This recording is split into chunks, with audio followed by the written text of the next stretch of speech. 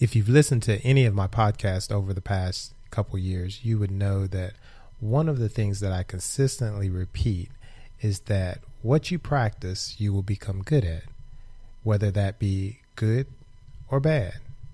So today we're going to talk about listening. And as parents, I want to make it known that the best way to teach your kids is by example, to show them how to be a good listener, to listen to them very carefully, understand what they're saying, even have some fun with it, but be a good listener, meaning you should be able to repeat back to them what they said and show them that you understand what they meant as best as you possibly can. And the more you do this, the better you get at it. It's really that simple. We don't have to make this difficult. Listening is about how much you care about what the person's saying. So your emotions, your body language, your attitude will show how much you care about what the individual is saying, your intentions. Sometimes we partially listen to people to try to get through because we have something else that we're trying to get to. But the key to really being able to effectively communicate with someone is to be a good listener. It's hard for all of us because we have all these things going on in our head, and sometimes we want to get the last word. Sometimes we want to get something out that we just remembered and we don't want to forget. Sometimes we're trying to win the argument. Sometimes we're just not really in tune with what the person's saying. We're so focused on something else that we may be scatterbrained. But regardless of all that, James 1:19 says, "Know this, my beloved brothers, let every person be quick to hear and slow to speak and slow to anger." So I love the part that it says first, let every person be quick to hear. Like I said, it takes practice. This is not something I am an expert at, but I do know that it works. I've put it into practice, and it really works when you give somebody your undivided attention. Not only does it make them feel better and make them more free to talk with you, it also helps you get to the solution a lot faster. Proverbs 19:20 says, "Listen to advice and accept instruction, that you may gain wisdom in the future."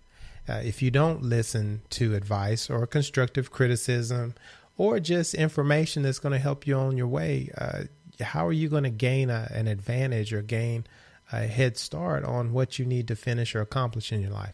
It pretty much goes for everything that you do. You have to be able to understand what's going on, what's being said. And the only way you're going to do that is to listen. Sometimes you have to record something and listen to it several times over so that you can get a true understanding of what's being said. I know I have to. Sometimes I have to listen to things several times to make sure I get it clear in my head what you may be saying to me. In Proverbs 18:13, it says, "If one gives an answer before he hears, it is his folly and shame." So, sometimes when we're so focused on getting to our point, our kids are trying to explain to us what they really mean or what they really feel or what they really want to do. Or they may just be telling us what we would tell them, which is, they're saying what they need to do. They just may be asking or trying to communicate with you that they really don't know how, or they don't feel comfortable, or they may not totally understand why they need to do this. Sometimes we can't just tell kids, well, you just need to do this because I said so. Sometimes they really need to know why, and that will help get them over the hump of being able to go and do what they need to do. In Proverbs 2:2, it says, "Make your ear attentive to wisdom and inclining your heart to understanding." When you're speaking to anyone, it doesn't matter whether it's somebody you're close to or somebody you really don't know, just an acquaintance, a coworker, someone you just met. Being a good listener is the key to capturing and understanding all that you need to know in that conversation. If you're not going to be attentive to wisdom, if you're not going to be attentive, period, you're going to have a hard time really grasping what people are saying and communicating what they need from you, which is an answer if they're looking for that. Or maybe they just need a listening ear, someone who can repeat back what they said. Sometimes they just need to talk it out. They don't need to get a response from you. Sometimes the talking to you may help them. You're like a sounding board to them. It may help them hear the answer coming back, and they'll know what they need to do. Sometimes it's just good to be a servant and be willing to be a sounding board for somebody. You don't always have to give an answer. You don't always have to give a solution. Sometimes the solution's there if they can just talk it out.